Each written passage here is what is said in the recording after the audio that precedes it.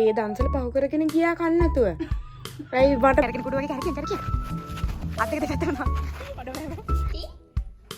සඳුනි. ආයුබෝවන් කොහොමද ඔයාලට? ඉතින් ඔන්න ඔයාලව අදත් ආදරෙන් මගේ channel එකට පිළිගන්නවා. ඉතින් ඔන්න අද මං අරගෙන ආවේ ගමේ ගිහිල්ලා කරපු වෙසක් vlog එක. ඉතින් ඔන්න අද vlog එක පටන් ගන්න මෙතනින්. මේ තියෙන්නේ අපේ ගම. වෙසක් එකට අපේ ගමේ අය ලෑස්ති වෙලා තියෙන විදිහ තමයි මේ. ඔතන ඔය කන්දේ චෛත්‍යයක ස්ට්‍රක්චර් එකක් ගහලා තියෙනවා. ඒකට බල්බ් වල දාලා රැට ලස්සනට චෛත්‍යයක් වගේ පේනවා. ඒ වීඩියෝ එකත් මේක ඉස්සරහට තියෙනවා බලන්න. ඉතින් ඔන්න මම ගොඩ දවසකින් ගෙදර ආපු නිසා මං ගියා ටිකක් ගමේ ඇවිදින්න. ඉතින් ඒ ඇවිදින අතරේ මං ඕගොල්ලොන්ට පෙන්වන්නත් අපේ ගමේ ලස්සන වීඩියෝස් ටිකක් ගත්තා. ඉතින් කොළ පාට කියන්නේ කොච්චර ප්‍රියමනාප පාටක්ද කියලා මට තේරෙන්නේ මේ වීඩියෝ එක බලද්දී. ඉතින් ඔන්න බලන්නකෝ ඒ කඳු ටිකේ ලස්සන. මේ තියෙන්නේ කැරට් පාත්තියක්. ඉතින් ගම කියන්නේ කොච්චර ලස්සන නිදහස් තැනක්ද බලන්නකෝ. ඉතින් ඔයාලට ඔන්න ඉන්නවා පූස් යාළුවෝ ටිකක් පෙන්වන්න. අක්කා මෙයා මල්ලි මෙයා බබා මෙයාගේ බබා. මෙයාගේ නම චූටි. සඳුනි. මාන්චි. අඩි එන අතරේ මේ කෝලම් බලන් ඉපේ. ඔයා කිරි බලනද?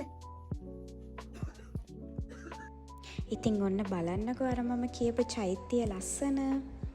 ඉතින් මම නම් ඔන්න වෙසක් එකට වැඩ ඇල්ලුවේ ඔතනින්.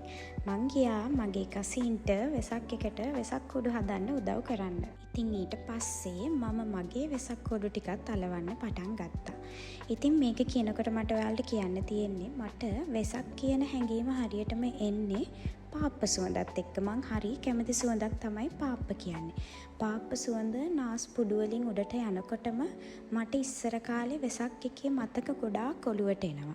ඉතින් මට ඉස්කෝලේ කාලේ කරපු දේවල්, වෙසක් කුඩු හදන්න ගිහිල්ලා වැරදුන ඒවා, ඒ කාලේට එන හුළඟ, මේ හැමදේම එකින් එක ඔලුවට ගලන් එනවා. ඒක හරි ලස්සනයි. මට හිතෙනවා ඕගොල්ලන්ටත් එහෙම මතක ඇති කියලා. මේක ඇත්තටම වෙසක් කාලෙක කඩේක තියෙන වෙසක් කූඩු දැක්කා කියලා මගේ ඔලුවට එන මතකයක් නෙවෙයි.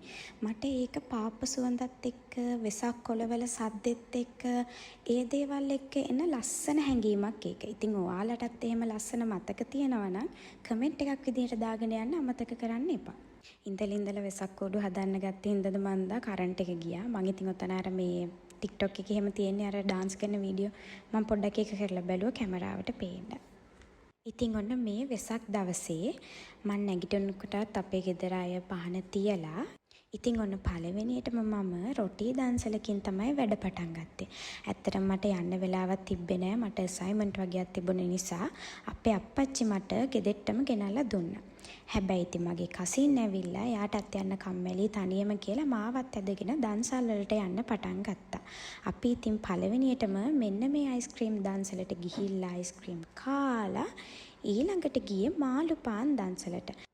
ඉතින් මාළුපාන් දන්සල දුන්නේ අපේ අම්මගේ මොන්ටිසෝරියේ එතන ඉඩ තියෙන නිසා.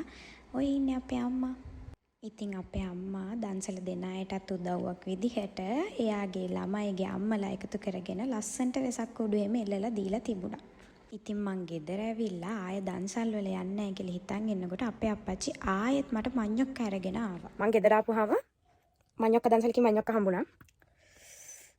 විශ්වාස කරනවා නම් විශ්වාස කරන්න. මිංචි වලට කොච්චි දාලානේ. හයි.